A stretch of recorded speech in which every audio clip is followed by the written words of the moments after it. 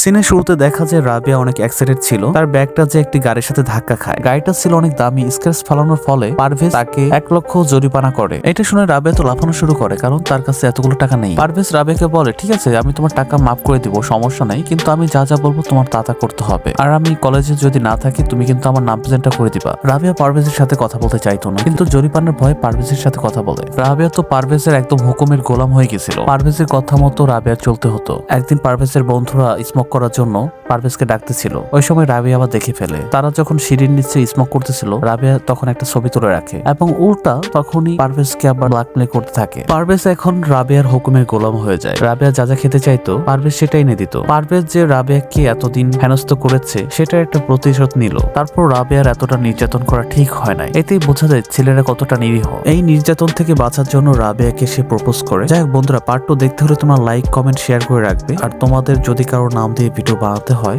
অবশ্যই কমেন্ট করে রাখবে। Thank you.